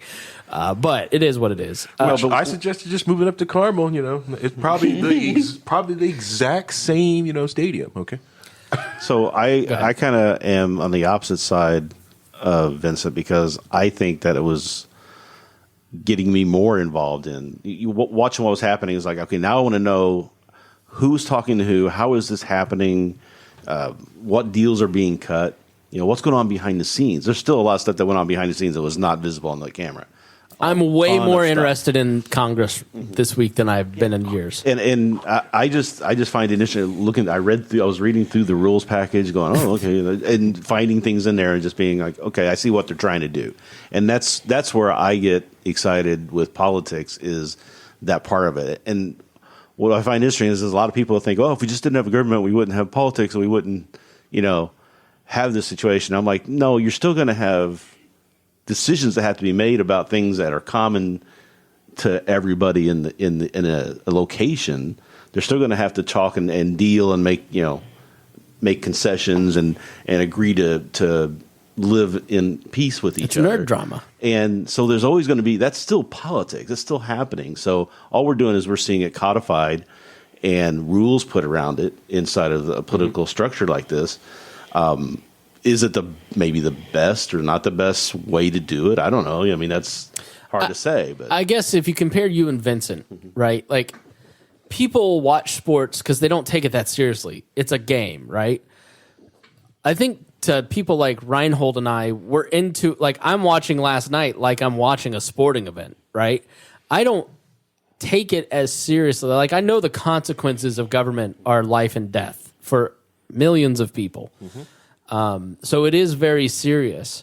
But I think if you reject the tribalism or just sort of the apathy and watch it for its entertainment value and get to know the characters and understand the processes, it becomes less like, oh, screw those guys, this is all stupid, they're all crooks, and more, this guy is a crook, but these three are good, and I'm interested in this, right? You see, that's why I watch wrestling and watch anime, because it's the same stuff, but it's less of when they fuck up, it ruins my life. Oh, really? So wasn't there a recent instance where you were watching some anime that really fucked up your life? Oh, no, that was his life. I fucked up Paul's life with that anime, not me. We'll be talking that on Monday. How dare you make me remember that? That wasn't my life, it was Paul's. All right, so I want to end on Justin Amash, because he was actually serious about this whole speaker thing.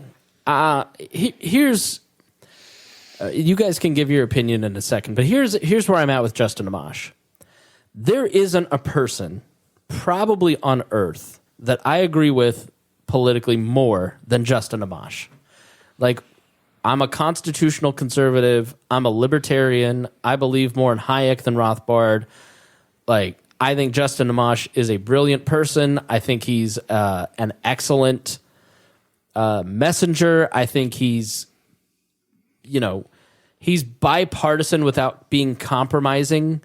Like, I admire and think a lot of Justin Amash and many of his abilities.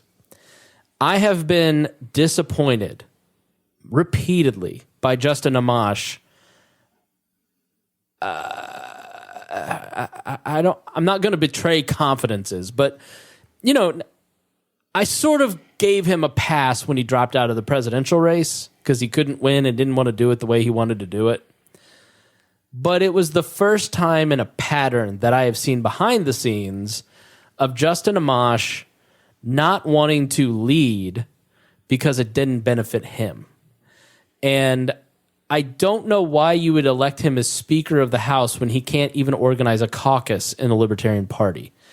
And I do lay some blame on Justin Amash for the takeover based on the stuff that I know that I'm not going to tell you, in that Justin had the opportunity multiple times to step up and be the person that that people like me rallied around and said, you know what, I am going to get involved. I am going to get back involved and be a part of this, and I'm not going to let those guys win because now we've got a path with somebody I believe in. As opposed to, I'm just not going to get involved to stop those guys. I don't want to do that. I don't care enough about the institution that much, like Paul does. But if I have something to believe in, I'm going to care about it and get involved. And he was the only guy that could really do that for a broad base of people. And he didn't for whatever reason. I mean, I don't know what those reasons are, but I've been disappointed with his leadership ability and the choices that he's made in, where he spends his energies and time, and so I thought like him wanting to be speaker on Twitter was sort of like him just sort of like, I'm going to say these things.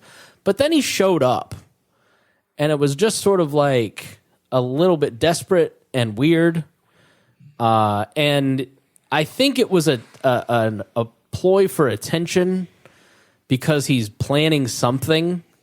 Maybe he's going to run for president, but I've heard that he has said he's not going to run for president in the LP until they get their S together, which is hilarious because he's the person who could have helped them get their S together. He still could. He still could do that. He's going to wait till somebody else does it. Right. Now there's an open a Senate seat in Michigan. Maybe he runs in the primaries, a Republican or a Libertarian there. Maybe he runs for president, and he's starting to be more active.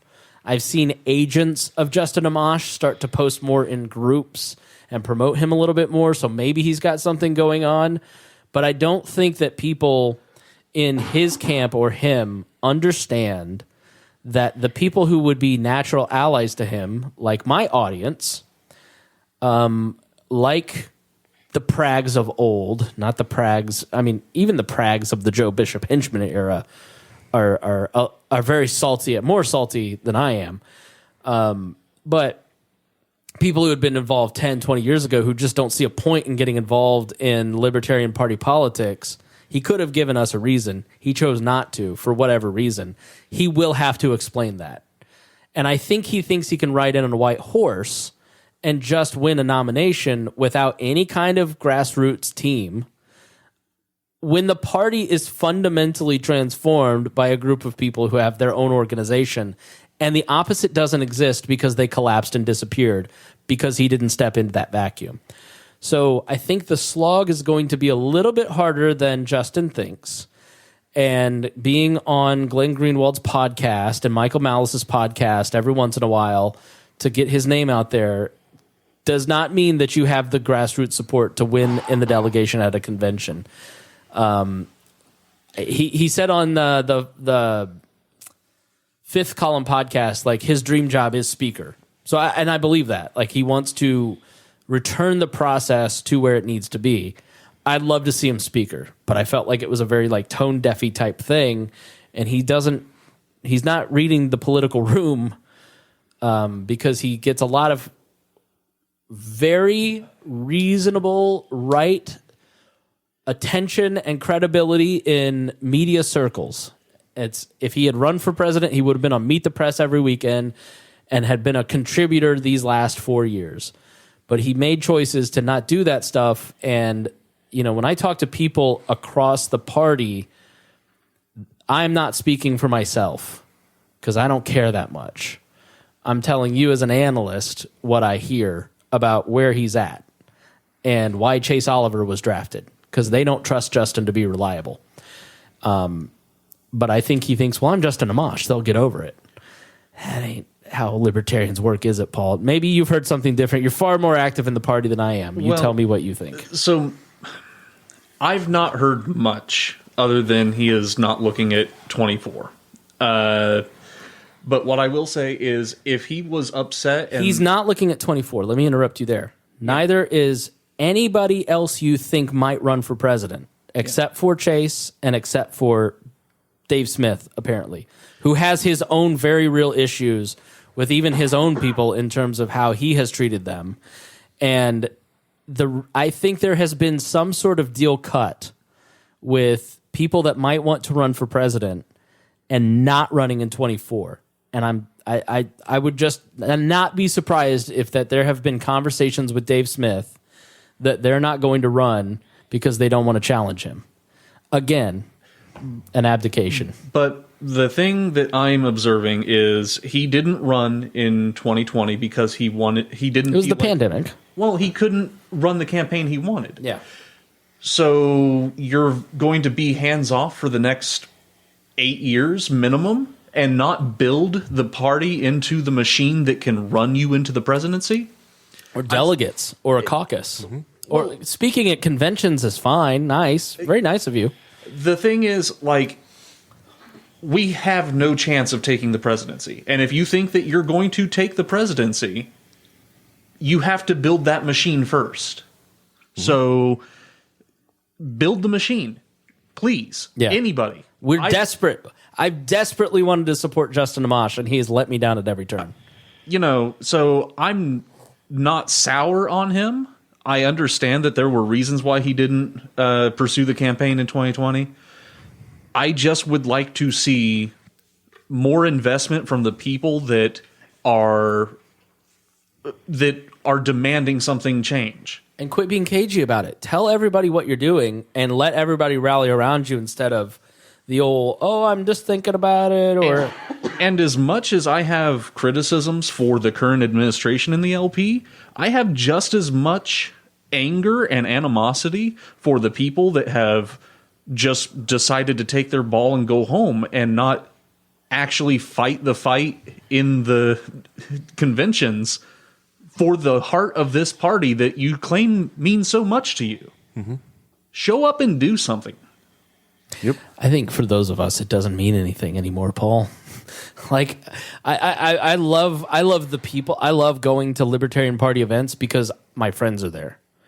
But I don't have the same view of the Libertarian Party I did when 10 years ago. And that's fair if you've legitimately moved on from where you were then. But what I'm seeing from a large swath of people is, well, I just can't associate with it now. Right. And it's like, I'm not talking about Hudak, but the Fakertarian group is just as obnoxious and right. And you're just like, the big, what's the I'm leaving, the big quit that everybody has done in message groups forever. Oh, they're like when you're leaving the group, like you don't have to announce that you're leaving. Just leave. Just leave. It's not an airport. Thank you. There's like a lot of that goes on where you're just like, I'm virtue signaling to everyone that I am no longer associating with these bigots. Yeah. There's a lot of groups that people think I'm like, oh, aren't you? And it's like, no, I left a long time ago. Yeah. I just left. I haven't been active. I haven't been active in the LP really since 2012. I served on the Central Committee for a year, half-assedly in 2016, because I went to a Central Committee meeting, the steering committee of the party, and they were talking in 2016 about questions we had answered in 2009. And I'm sure every party's like this, but it's a goldfish party that just blinks every 3 years and like resets its memory. And it's a huge problem.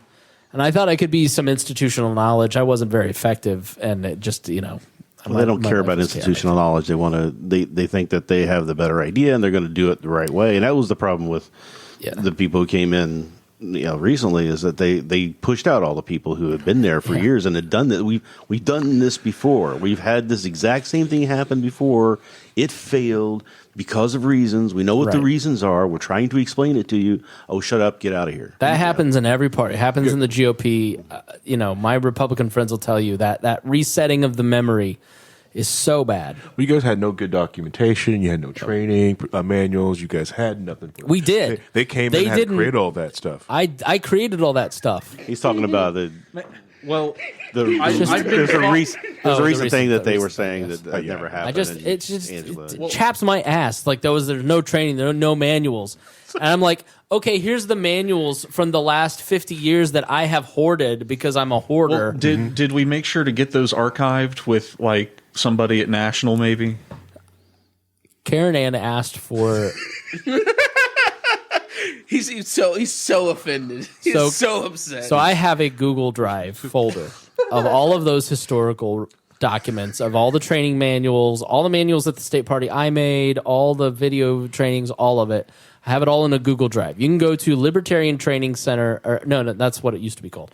Go to libertyexplained.com, which is kind of my, like, the 10 years of effort that I put into, like, archiving libertarian resources is there. The good books, the good podcasts, the good websites, a lot of it's kind of outdated now.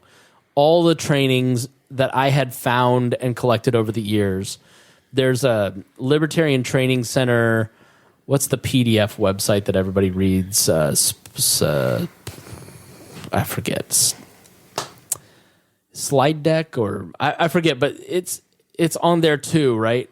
So this Google Drive, you click on resources and training, and you can go to the drive and you can download all the old manuals, but you have to request access from me. Mm-hmm. And I gave everybody access. Yeah. Everybody? Except when Karen Ann asked twice. I was just being petty. Yeah. And then when she asked for it in an LNC group, I said $8. So, but I eventually gave it to her because she is secretary. And I care about the institution more than I care about how ridiculous she is. I will say, while we were doing that, the calm that Dear Leader came in with today washed away instantly when we were bringing this up.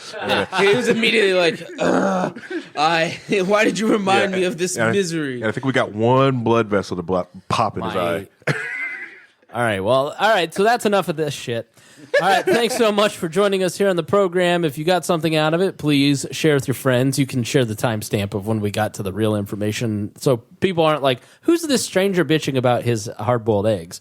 But we thank you so much for joining us. Thank you so much for being patrons and supporting this kind of content. It's really important, especially now that we've got bills to pay. And, well, we always had bills to pay. If you saw what comes out of that WAL checking account for all the phony baloney, the bandwidth alone that low-key WAL is costing me right now is ludicrous. You're welcome. The property tax. 5 fucking hours for a show? Yeah, it happens once a month. It shouldn't.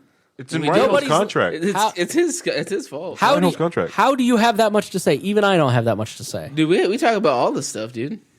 Yeah, Reinhold. We also have Reinhold, who has the entire Library of Alexandria in his backyard. Yeah. I wonder how. I need to go look at the download numbers for those 6-hour podcasts that we're putting in the podcast feed. But you guys are killing me on bandwidth. My costs are going up because of these 6-hour shows. So Patreon.com. If you like the 6-hour shows, make sure you tell us.